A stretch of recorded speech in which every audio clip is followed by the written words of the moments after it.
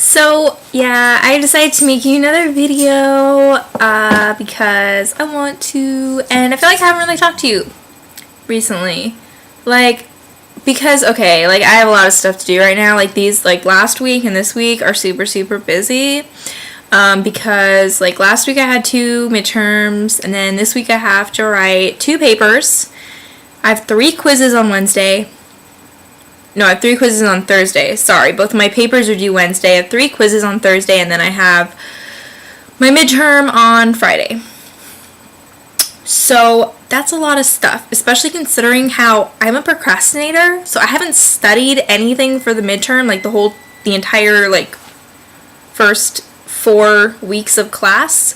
So I have to learn all 4 weeks worth of material in a day, and that's a lot. And so yeah, it's very stressful. But that's why I'm not around as much.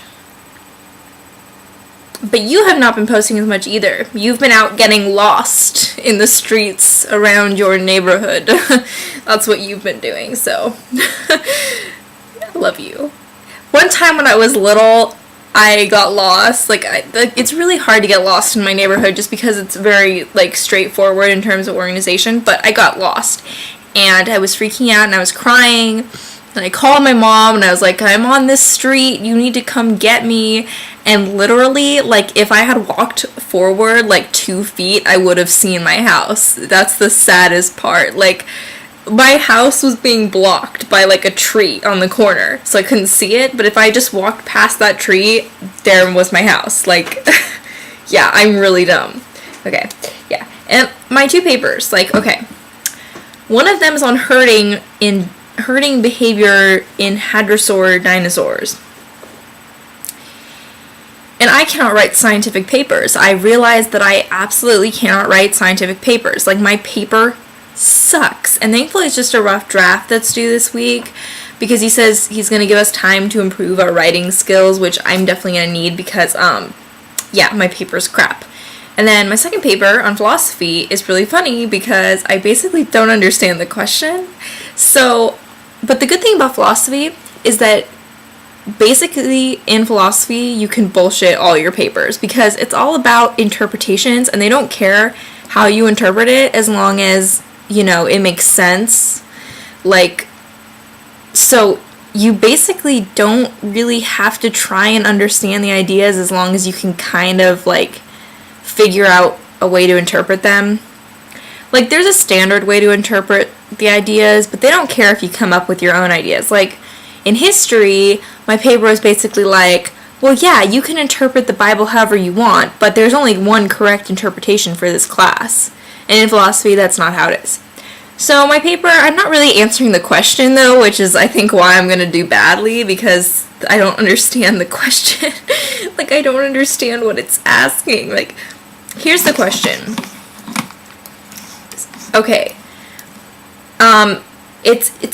We're supposed to describe how Plato and Parmenides put forth the idea that what's most evident is often what is obscure to us, or that a person can both know and not know something. So I don't understand what that's saying, but my entire paper is about perception and how our senses are deceptive, blah blah blah. Yeah, I don't know if that's the right answer, but whatever. Anyway. And I missed Supernatural last week. My TV shows are on. They usually are on either at 8 o'clock or 9. And I'm asleep by 6. Seriously, I've been going to sleep so freaking early. And I've been getting up at 2. And my internal clock is just completely messed up right now. I don't know why, but it is. And, oh, yeah, I finally got my iPhone to start working, which is awesome. And my ringtone is badass, okay? It's called sci-fi, but it doesn't really, I guess it sounds kind of sci-fi to me. It kind of reminds me of the X-Files. Let's see if I can play it for you.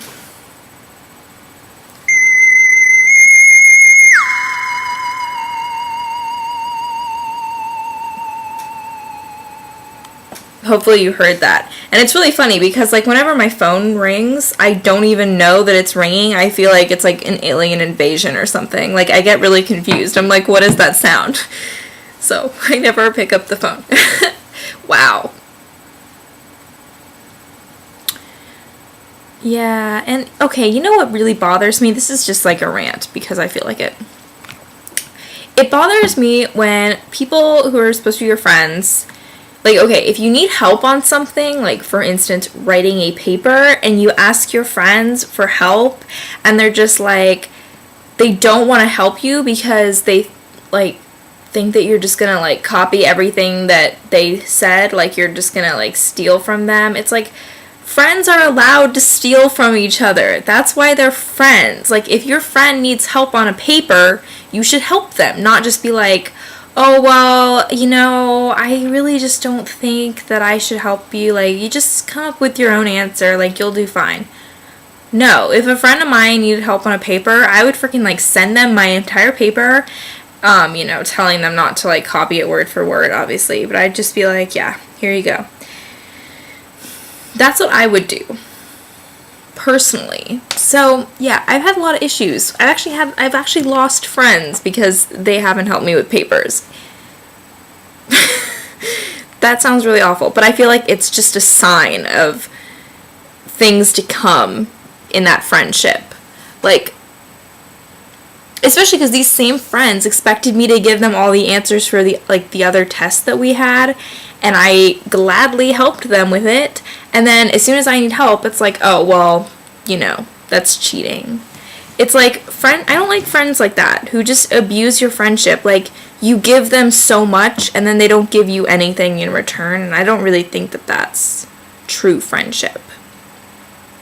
Because, yeah, I've had too many friendships like that. Like, it's ridiculous. I had this one friend who I did everything for. Like, he had to go get tested for HIV.